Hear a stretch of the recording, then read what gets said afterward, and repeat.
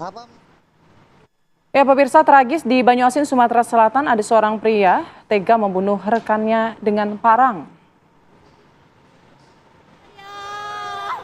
Pelaku DH warga Dusun 2 Desa Busi Asih Kecamatan Pulau Rimau Kabupaten Banyuasin Sumatera Selatan ini membacok korban bernama Zaini warga Desa Rujun Makmud Kecamatan Pulau Rimau. Kejadian bermula saat korban mengucapkan kata-kata kasar kepada pelaku sehingga pelaku tersinggung. Kemudian pelaku mengambil sebilah senjata tajam berjenis parang dan berkali-kali menikamkan senjata tajamnya ke tubuh korban. Kurang dari 1 kali 24 jam, pelaku berhasil ditangkap di tempat persembunyiannya di kebun karet tidak jauh dari lokasi kejadian. Dan untuk mempertanggungjawabkan perbuatannya, pelaku terancam hukuman 20 tahun penjara.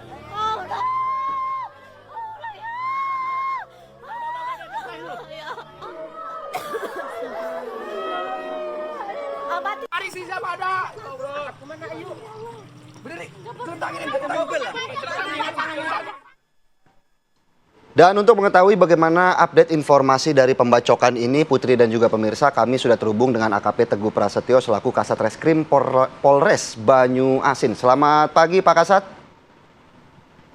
Pagi, Pak. Baik Pak Kasat, kami semua ingin mengetahui bagaimana sebenarnya kronologis awal pelaku ini melakukan pembacokan ataupun pembunuhan terhadap korban, Pak.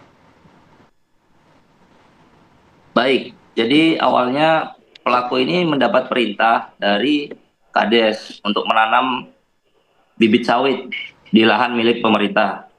Kemudian pada saat si pelaku ini sedang menanam, datanglah korban ke lokasi tersebut. Yang mana menurut korban ini lahan tersebut lahan milik korban. Nah, kemudian disitulah awal mulanya menurut keterangan pelaku ini korban memarahi tersangka. Tersangka menjawab bahwa yang bersangkutan hanya diperintah oleh Kades dan diberi upah. Jadi silakan konfirmasi ke Kades. Awal mula cekcok dari lahan di lahan tersebut. Kemudian setelah itu selesai, korban pulang, kemudian pelaku juga selesai pukul 11 siang kembali ke rumahnya. Setelah kembali ke rumah, si pelaku ini meletakkan perlengkapan tadi di sekitar rumahnya, kemudian memarkirkan sepeda motor di samping rumahnya. Nah, setelah selesai, pelaku ini keluar. Pada saat pelaku keluar pagar rumahnya, melihat si korban ini mendatangi pelaku kurang lebih dari jarak 30 meter.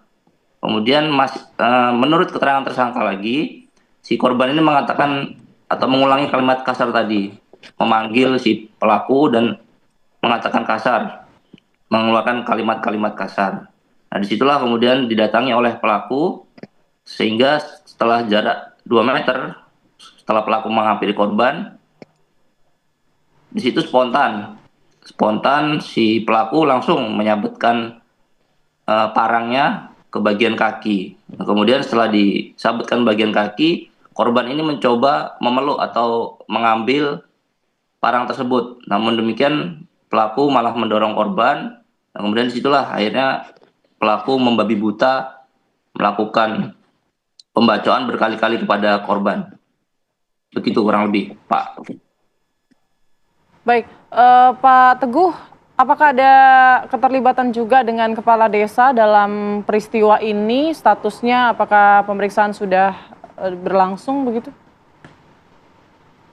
Untuk sejauh ini tidak ada Mbak, karena memang kejadian ini spontan, jadi tidak ada keterlibatan orang lain, jadi memang betul-betul hanya si korban dengan pelaku DH. Pak Kasat, apakah dari keseharian baik pelaku maupun korban ini saling mengenal dan apakah memang cekcok ini sudah sering terjadi sebelumnya?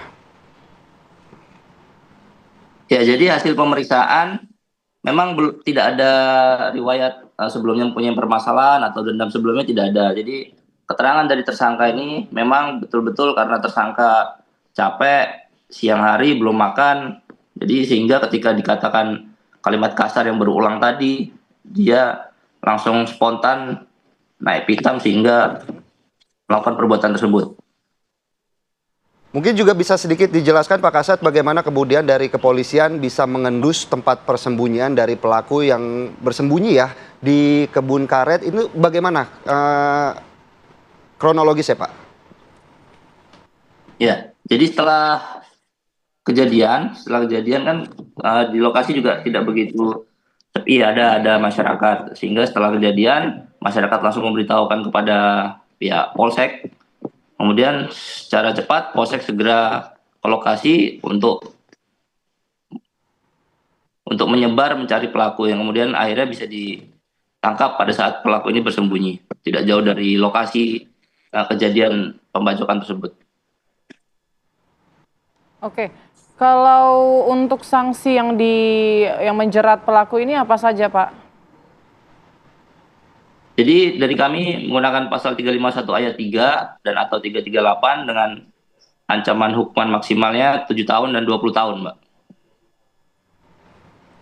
Baik, terima kasih Bapak AKP Teguh Prasetyo selaku Kasat Reskrim Polres Banyuasin untuk penjelasannya dan waktunya. Selamat pagi Pak